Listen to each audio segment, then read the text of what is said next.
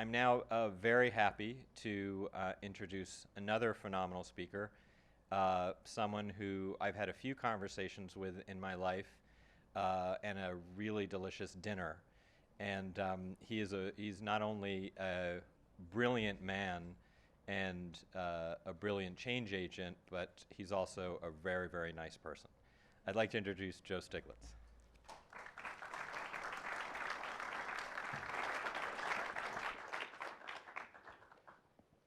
Go see you.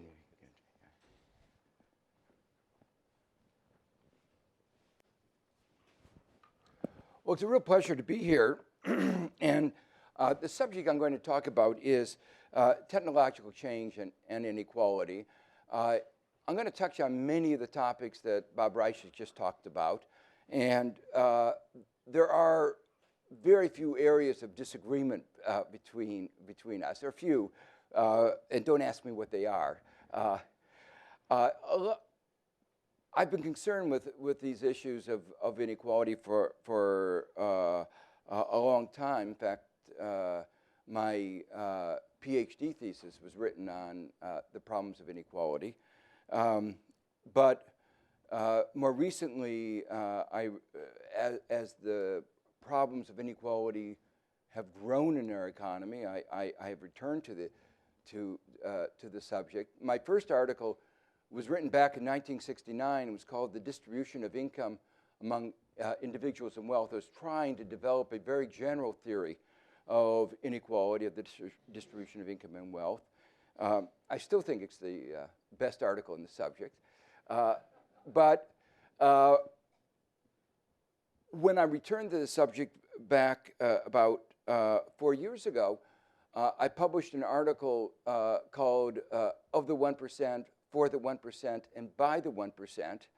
I published it in Vanity Fair, and that got a lot more readers than my Econometrica article got. And I guess that speaks to the fact that inequality has become a much bigger subject, as well as the fact that most people don't read mathematics as their first language. But I've been writing about this subject. My most recent book is called The Great Divide. The previous book was called Creating a Learning Society, where I looked at some of the linkages between equality and technical change, which is one of the subjects. And the previous book was The Price of Inequality. And what I'm going to talk about today draws upon those three books.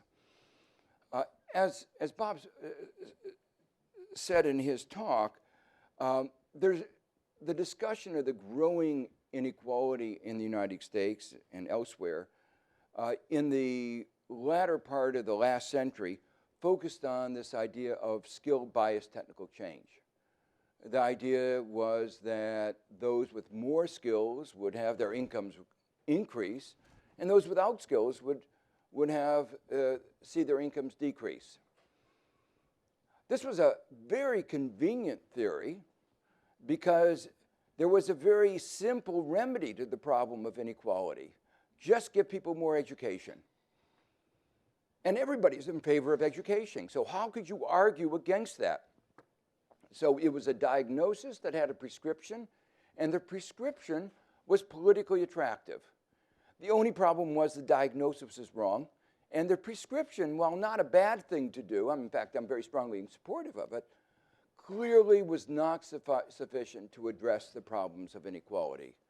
The kind of minor changes in our economic system suggested by that diagnosis just won't address the problems in our economy, in our society.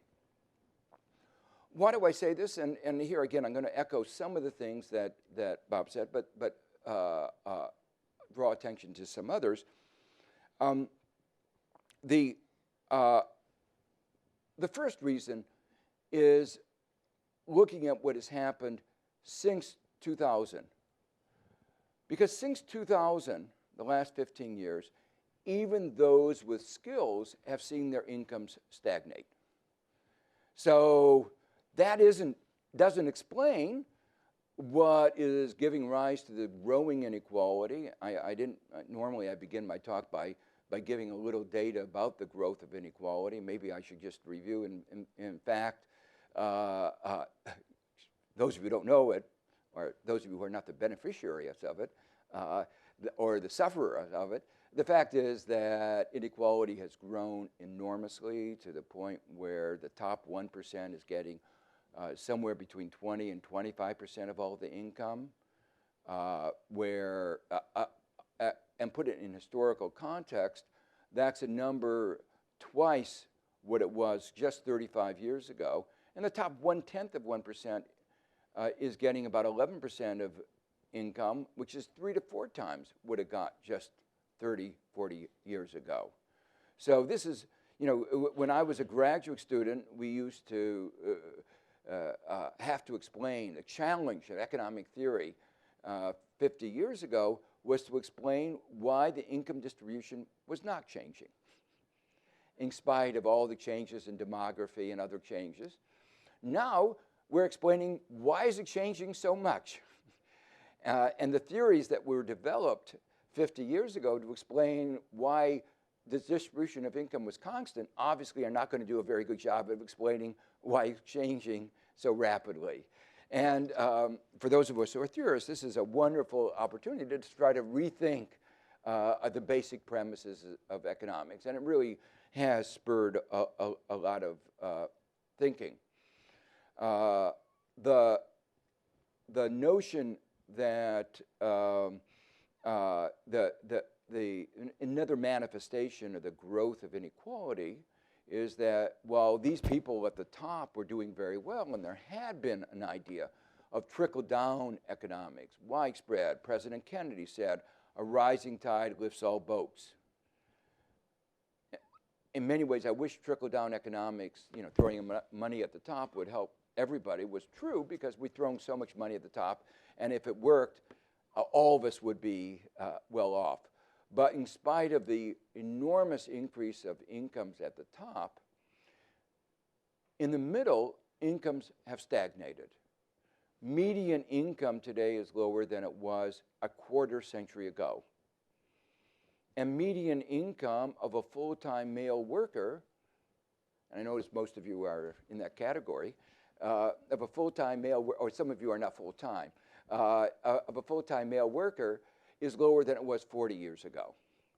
So if you want to understand why there's a certain amount of anger in certain parts of the country, the expectation of each generation that it would be better than the last, that their incomes would be higher, life would be better, has been sorely disappointed. At the bottom, things are even worse.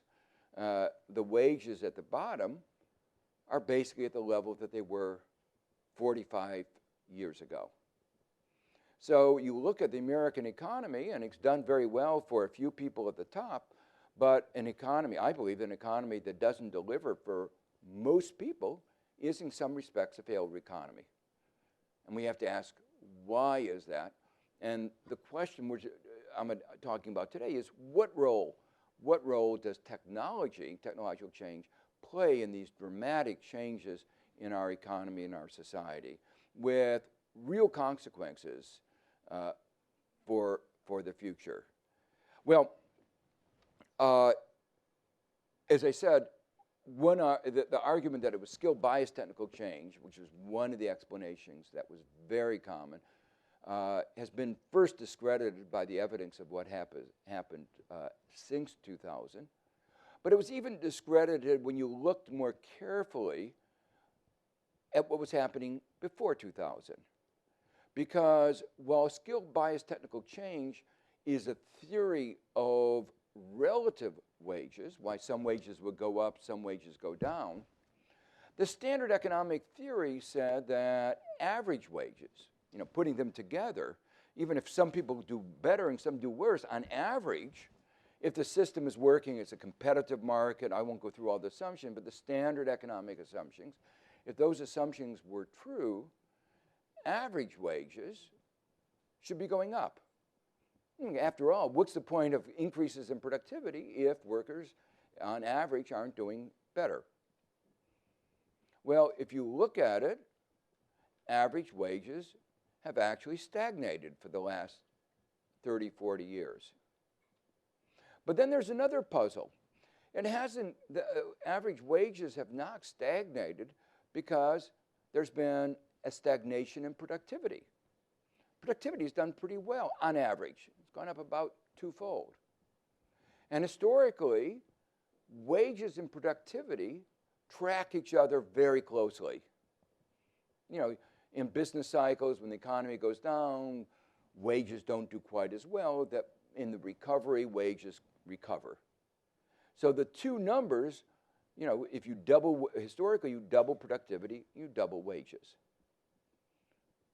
But what's happened basically over the last 40 years is we've doubled productivity, but wages have basically stagnated. So that raises the question, what is going on? Actually, things are even worse than the numbers that I've just described, because when people look at the average share of labor, they tend to include the wages, the pay of the CEOs and bankers, because as long as they're getting a W-2, they're being paid in part as wages. That's part of labor income, but it's not ordinary labor income. You know, they're not working in a steel mill. So if you look at the share of wages excluding the top 1% of wage earners, that share has gone down enormously. And so the gap has between the productivity of the 99% of the workers and their average compensation is even a wider gap. Well, there is a growing consensus of the reasons for this is that beginning about 35 years ago, we began to rewrite the rules of the market economy. And it was really a fairly comprehensive rewriting the rules. When I say the rules, I mean a very comprehensive set, you know, not only labor laws, antitrust laws, patent laws, but also the conduct of monetary policy, tax policy, what we spend money on, the overall economic framework is what I mean by the rules and institutions of the market economy. It began around, as I say, in the late 70s, early 80s, with ideas like if you lower taxes on the top and you strip away financial sector regulations, you'll free up the economy and you'll incentivize the economy. They understood that doing this would lead to more inequality. But they said, don't worry.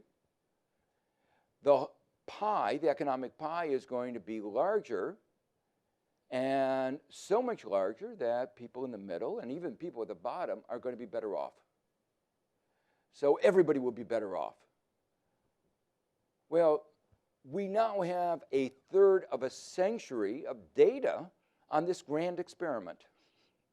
And it was an experiment that not only occurred in the United States, but in other countries. We did the experiment more forcefully, and we got, you might say, stronger results. And what are those stronger results? The stronger results were that actually growth slowed down relative to what had happened in the decades after World War II. The decades after World War II were a period in which we had the fastest economic growth, and every segment of our society shared. But those at the bottom increased their income faster than those at the top. And to put it in broader perspective, people today talk about the burden of the debt and how debt doesn't give us any room to maneuver, because if we spend, we'll just get the debt bigger. We began that period in 1945, at the end of World War II, with a debt-GDP ratio of 130%. But we didn't respond to that by saying, oh, we can't invest in America because of this debt. We responded by saying we have to grow the economy to get GDP up. There are two ways of restoring sustainability. One is to constrain the economy, and the other one is to grow the economy. And if you grow the economy, the debt GDP ratio goes down. And that's precisely what the United States did. And we did that by growing the economy to the point where the debt GDP ratio fell to from 130 to about 45%. And we did it by investing in America. We invested in roads. Under Eisenhower, we had a massive road program. We invested in technology in response to the Sputnik. We invested in education. We said to every American who had fought in the war, which was essentially every young American, every male and a lot of women, we said, you can get 4 years of the best education that you can get accepted to. Whatever the cost. You can go to Harvard, you can go to whatever school. We didn't say, as we are saying today, we can't afford 2 years of education. At the poorest schools, the community colleges, for the poorest people. We said we could afford, in fact, I would say we could not afford not to do it. And we did it. And we transformed the country. We became the first middle-class economy in the world. And we are now on the verge of becoming the first country in the world to cease being a middle-class economy. I'm not sure it's an achievement we want to talk about. Well, we began, these are examples of a couple of examples of rewriting the rules where it didn't work. But there are many other examples. Monetary policy changed to focus more and more on inflation rather than on financial stability, employment, and growth. And what did we get? We got more instability and higher unemployment and lower growth. So we succeeded in getting lower inflation, but it wasn't because of monetary policy, it was because of China flooding the country with a lot of inexpensive manufactured goods. And of course, they pat themselves in the back for doing it, but it was China, let's face it. So the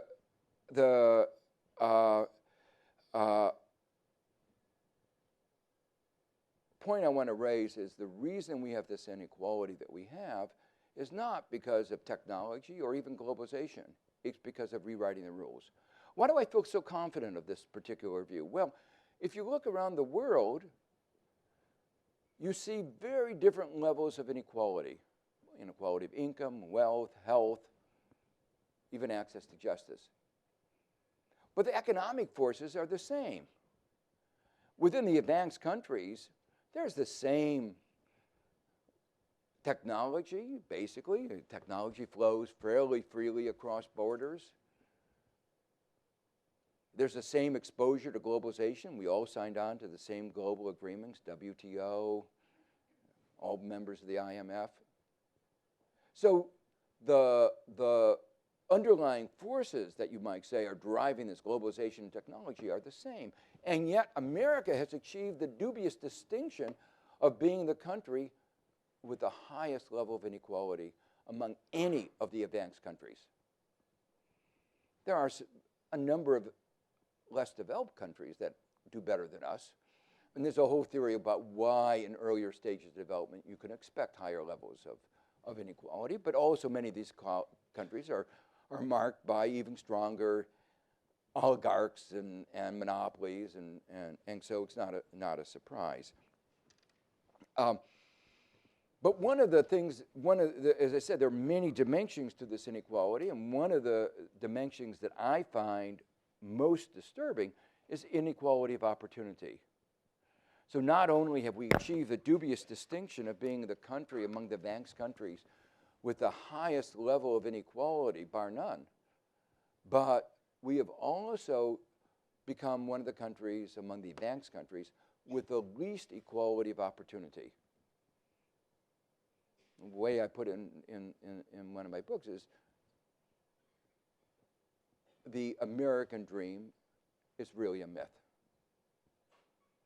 Now, of course, some people make it from the bottom to the top, and some of you may be among those. And you read about it in the newspaper. Well, why do you read about it in the newspaper? Do newspapers write about things that happen every day? No, they write about things that are unusual. And so when an economist and a social scientist talks about our having lower inequality of opportunity, what do we mean? What we mean is, what is the probability? What are the life chances? And in those terms, the likelihood of somebody who is at the bottom in the United States remaining at the bottom is very high, much higher than in other advanced countries. And the good news for those of you at the top is the likelihood that your children remain at the top is also much higher. Or to put it in another way, the life prospects of young American are more dependent on the income and education of his parents than in other advanced countries. And this is one of the reasons why there is now a growing consensus, not just a left-wing consensus, but even in places like the IMF, that this growing inequality is an impediment to economic performance. It leads to lower growth, more instability. One of the reasons for that is that if you are born at the bottom, the likelihood that you'll be able to live up to your potential is very low. You won't be able to get the education.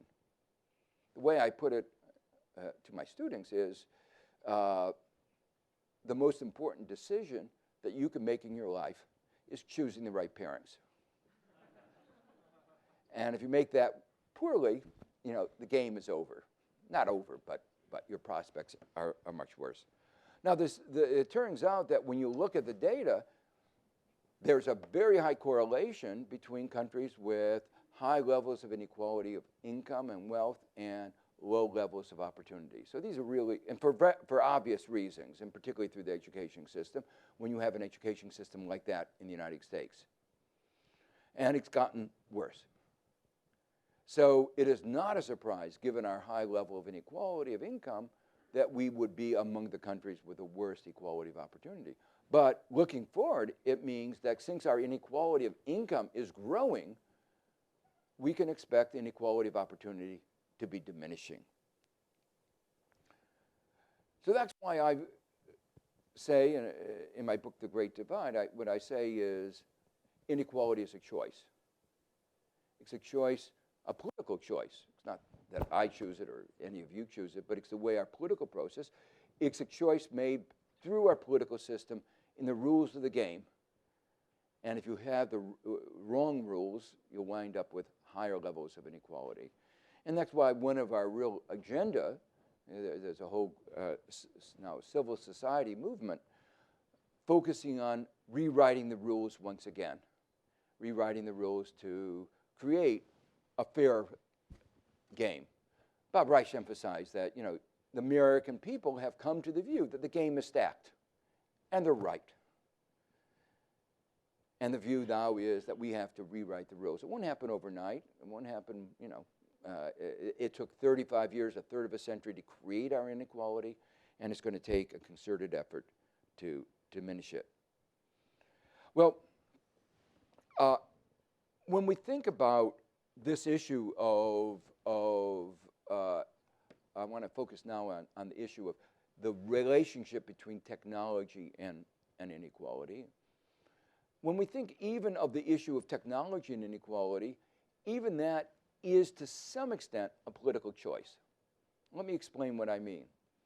One of the things that you see going on all over the country in the last 10 years is that we have been replacing unskilled workers already facing high unemployment with machines, automatic tellers.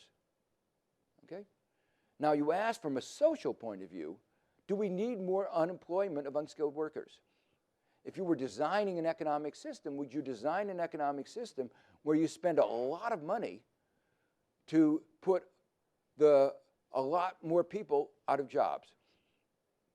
No, the answer is obviously, is this the area where you'll be doing innovation, thinking about how you can create more unemployment? No. If you're trying to design an innovation system, you'd want innovation addressing our societal needs. But that's not the way the market system has been working.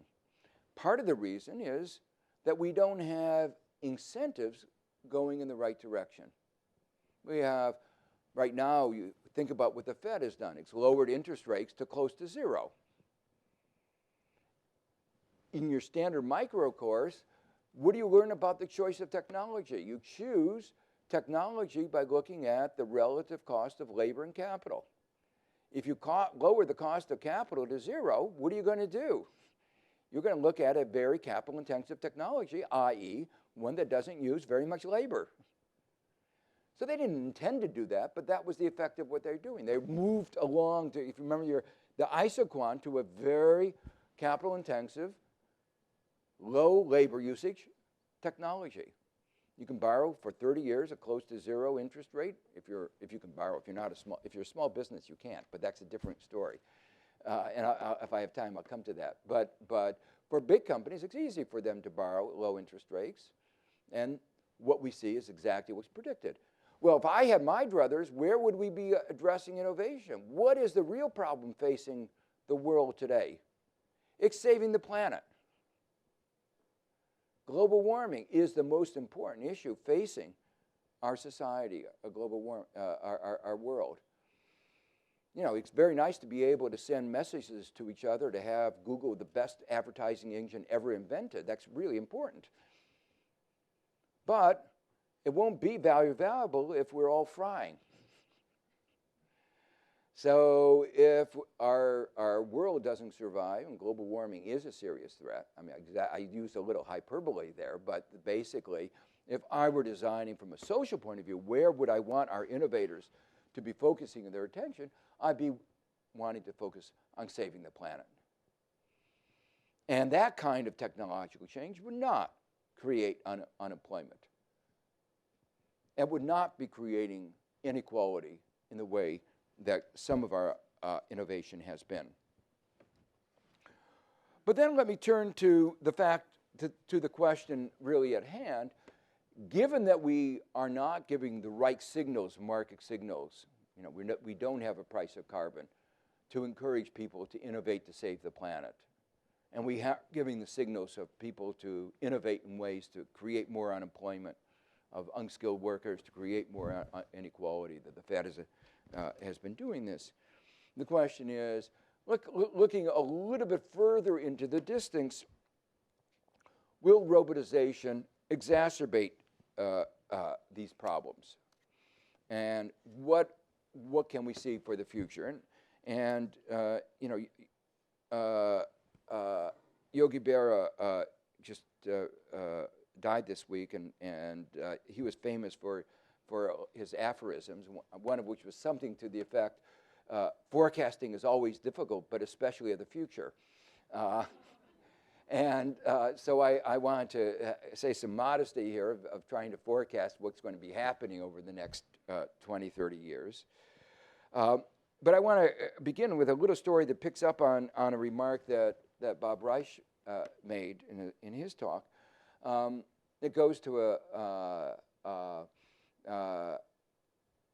story a few years ago where the head of the auto workers was being taken around one of the car factories by the head of one of the car factories, and he looked down at the robots and he said, "These robots won't be joining your union."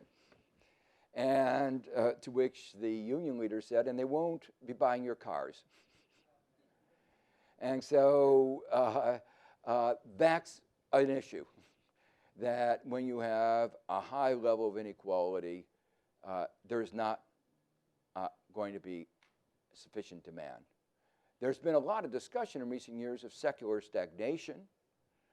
It's not inevitable, this kind of stagnation that we've been facing. And the American economy, let me make clear, is not doing particularly well. The growth that we're having, that people are celebrating 2.2%. Do you remember we were growing at 3.5% not that long ago? What is the underlying, and we're doing better than other countries in the world. What's the underlying problem around the world? Lack of aggregate demand. And what is one of the reasons for that lack of aggregate demand? Inequality.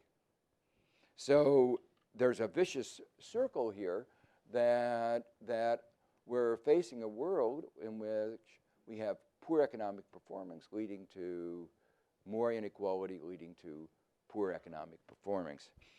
And now, all of this could could easily be fixed if there were the political will.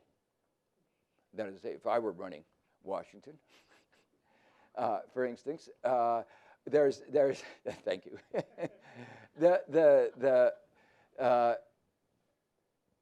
A few years ago, Ben Bernanke said, we have a savings glut.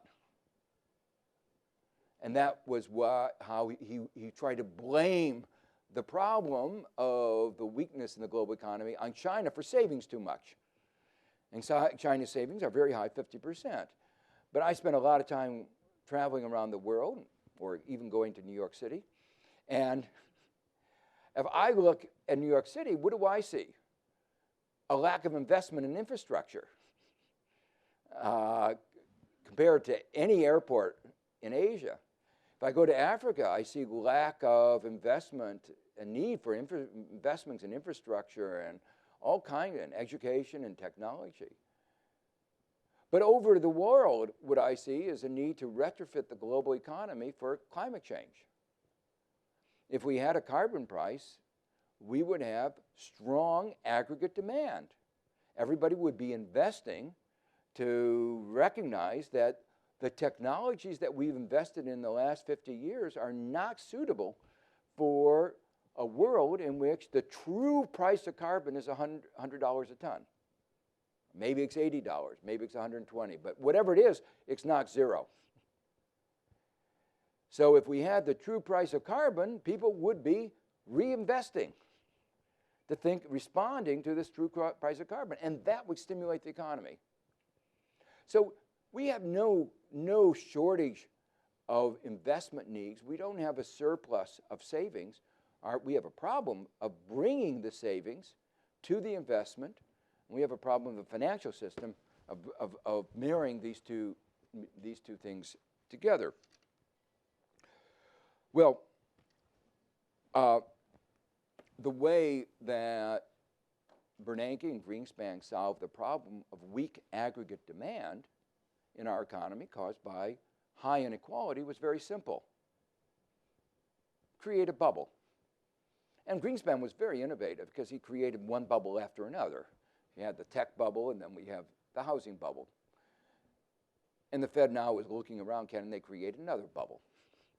But what we know about bubbles is that's not the basis of sustainable growth. It's the basis of volatility. And volatility creates more inequality. This last recession has been devastating in terms of inequality. It's increased inequality of wealth, the people at the bottom, even the middle. The middle, people were feeling aspiring, they were going. Now their wealth is back to what it was in the beginning of the 90s, a quarter century, again, of stagnant wealth. But in terms of income, I guess the statistic that some of you may not know, in the first 3 years of the so-called recovery, 2009, 2012, 91% of all the gains went to the top 1%. And that's why I was joining a group of a civil society group in Jackson Hole, where the Federal Reserve and the central bank leaders from all over the world were meeting. And this was on Federal Park. But even in a federal park, you aren't allowed to protest. We have a First Amendment, but we have restraints. So they couldn't protest, but what they did is they had a counter conference in the same building. And they could mill around and they could wear T-shirts. And on their T-shirts, their green T-shirts, they said, whose recovery? It wasn't their recovery. These were all mostly black, African-American, women, Hispanics, where the unemployment rate is twice the national average, or in some parts of the country, 3 to 4 times the national average. So they walked around with T-shirts showing the graphs and the numbers. So they couldn't hold up signs, but they conveyed the message of whose recovery, and that this recovery has not gone to most Americans. and that inequality has gotten much larger. But then, so let me put on so obviously this is not a sustainable way of dealing with the growing inequality. There are better ways, and I've tried to describe better ways. But I want to go back now, put on my forecast, crystal ball, looking forward. Where will the big changes in technology, what will they do to this problem of unemployment, technological unemployment, and inequality? And there are two schools of thought on this. One is what I call the tech optimist. And these tend to be people in the tech companies. You know, and if you're the leader of one of the big tech companies, you want to feel that you're not a part of the problem, but you're part of the solution. And they think back to the end of the 19th century, and they think back to the invention of the automobile and so many of the other inventions at the end of the 19th and the beginning of the 20th century that transformed our world of that time. And they say, yes, that created unemployment, but buggy whips got unemployed, but we created more jobs making automobiles and doing other things. So those are what I call the techno-optimists. They say somehow, we don't know how, that all this innovation is going to create more jobs than it destroys. There's the other view, though, which is I'll call it the techno-pessimist. Let me say, there's no general theory behind that statement. It happened that time. The techno-pessimists say this time, because the technologies that are being invented now are markedly different. These computers are, it's not only that we have machines that are stronger than any of us. They can do things that our muscles can't, even if we bodybuild all the time. But they're also, they think faster. When I was a kid, one of the challenges, I lived near a railroad train, and railroad cars would go by, and they were like 10-digit numbers, and one of the challenges was to add up the 10-digit numbers as the train went by.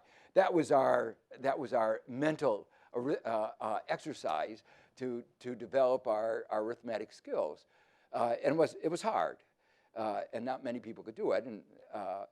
But today, no one would pretend that they could add up with the speed with the modern computer. Not even, the best brains.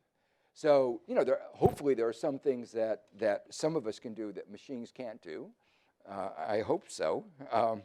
But there are an awful lot of things that, in terms of thinking, information processing, that the machines can do faster, more accurately than humans.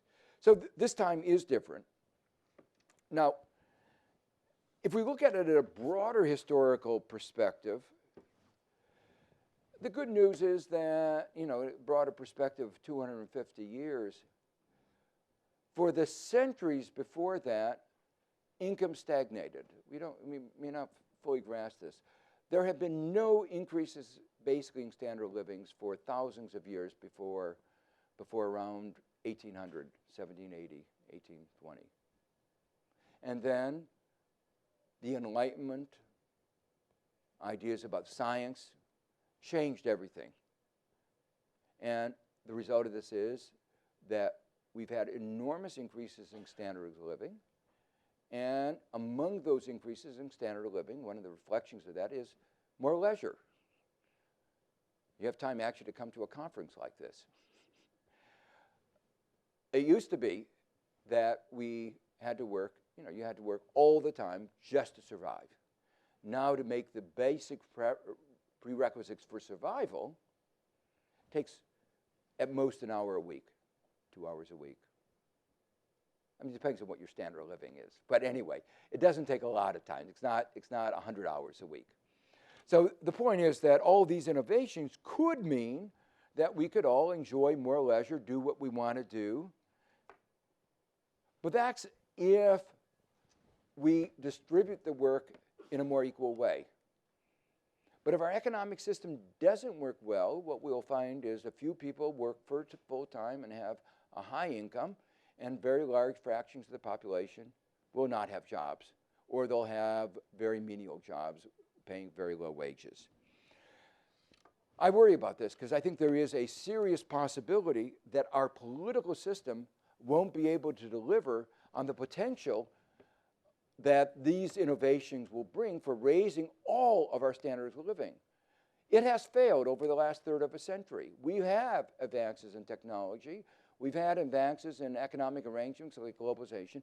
And the result of it is that a few people have done very well, and the vast majority of our citizens have not. And what worries me is that the next bout of this, in terms of advances in technology, will only make this work. So that brings me back to the theme I raised earlier, and I want to open it up for questions very briefly. And that is, and I echo what Bob Reich said, it's all about politics. It's rewriting the rules of our economy to make sure that they can deliver the benefits of this technology to more of our citizens, and hopefully to all of our citizens. Some more than others. It's not just, but when we have a kind of world where the inequality is growing so much, and that the basic prerequisites of a middle-class society are going out of reach of the vast majority of Americans, then we have an economic system that is not working. And if we continue in this way with further advances in technology, things could get even worse. So with that, let me thank you and open it up for a few questions.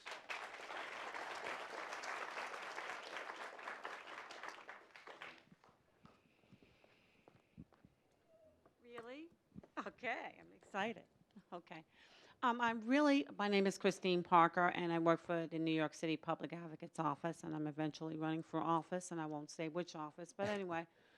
So my question is, and I like what you just said, that concerns me greatly, your last statement, about how do we incorporate technology into the current environment where there is this less inequality. And I mean across the board, and I see it constantly, and it's rapid. Tell me from the political standpoint, particularly because I'm a candidate, don't hold it against me. Give me some ideas about that, if you could expound. Yeah, so it's about every one of the rules. As I said, it's a very comprehensive, when you start thinking about it, you wind up thinking about every sector of the economy. So some of this is, how does money trickle up to the top? And Bob Reich was absolutely right. It has to do with things like antitrust enforcement. It has to do with the intellectual property rights, which are unbalanced. You had a little discussion about what the right balance is. So some of you probably think 0 is the right balance, but and that's a long discussion. But what's clear is that our current system doesn't make any sense. Copyright provision where you have 70 years after death clearly is all about enriching some Mickey Mouse, Disney. It had nothing to do with incentivizing anybody. But at the bottom, it has to do with things like strengthening unions, increasing labor force participation, of making access to jobs for more people, and that's like public transport. For women, it involves, the United States is at the bottom in terms of family leave, parental leave. But when I say the bottom of the world, strengthening unionization. So there are a whole set of reforms that I think would make a difference. Finally, one of the things that we've been emphasizing a lot is the financialization of the economy, which has in turn led to a kind of short-termism on the part of corporations. That means that you aren't making long-term investments that are the basis of not only long-term economic growth, but long-term investments in people that improve their position and can do something about inequality. Yes, one of the rewriting of the rules that Robert Reich mentioned earlier was basic income. And I'd like to ask, how do you feel about basic income as a solution to the problems that you've been talking about? Yeah, I think it's part of the solution, but let me emphasize what he said. What this is about is trying to get, in part, the market economy to work like it's supposed to. So when you have monopolies, that's not the way the market economy is supposed to work. We have a financial sector, if you studied, economics, standard economics course, they talk about financial sector intermediating between savers on the one hand, investors, bringing money to the savers from households into corporations. That's not what the financial sector has done for a long time. What it does is it takes money inside the corporation and takes it out. And that means there's less money to invest. So the flow of money is moving exactly the opposite of the way it's described in the standard textbook. So it's what Bob Reich and I and other people have been called, Jacob Hacker have called pre-distribution. It's about the distribution of income, and it's the rules of the market economy. The fact that we have a flawed, failed market economy puts a greater burden on, you might call it, redistribution, and that guaranteed income is an important part of that. But what one needs, another part is we have this very peculiar system where land speculators are taxed at a lower rate than people who work for a living. And one of the economists disagree about a lot of things, but one of the things they don't disagree is taxing land at a lower rate doesn't lead to more land. There are no incentive effects, but there are a lot of inequality effects. So you mentioned your concern that there won't be the political will to implement some of these very important policy changes. I would ask you, where would the political will, or to put it another way, political power or strength come from? Unions are broadly seen as in decline. What are the basic building blocks from civic life from which we could build such a movement in a landscape in which most of the civic organizations have either fallen or are falling? Yeah, that's a very good question. Let me say, first, I talked about rewriting the rules of the economy. I also think we have to rewrite the rules of our politics. When we have been, but in the wrong direction. Like Citizens United said that corporations are people and have unlimited rights to contribute financially. So campaign contributions play a larger role in the United States than in other advanced countries. So, we've moved from a system of one person, one vote to $1, one vote. And there are lots of changes in the political rules that would go and would increase the political power of ordinary citizens. Like in Australia, they require people to show up at the voting booths. So there are lots of, that's where I would begin, but that's a hard struggle, because how are you going to do that? The second thing is, it is some of my hope, is civic society, political life. And we see some example of that. The efforts going on, some of you may or may not agree with it. The evidence overwhelming is that minimum wages, increases in minimum wages, will not have the adverse effect. And really, hundreds of studies that show that. But the basic argument, 70% of Americans believe there should be an increase. We can't get it through Congress, but there's a massive grassroots movement that succeeded in doing that in Los Angeles, New York, San Francisco, Seattle. So that gives me some hope. If you look historically, that period that Bob Reich referred to, from 1900 to 1916, and the period in the 1930s, were both periods where political activism changed the landscape. We didn't have, when you think of inequality, the level of inequality in the United States in 1900 was in some ways worse. We were, if you want to think of Bangladesh, that's what New York City was a little bit like. There was a famous fire where 150 people died because they were locked up in a sweatshop. And that motivated the labor, the passage of a whole set of labor worker rights. So the answer is, I hope we don't have to get to that kind of extreme to motivate people to get engaged. I think we are at a moment, again, to echo what Bob Reich said, I think we are at a moment where there is this broad consensus. Something is wrong. There's a consensus on the right and the left about this, different views about how to fix it. Access, please wrap up. Okay, thank you very much.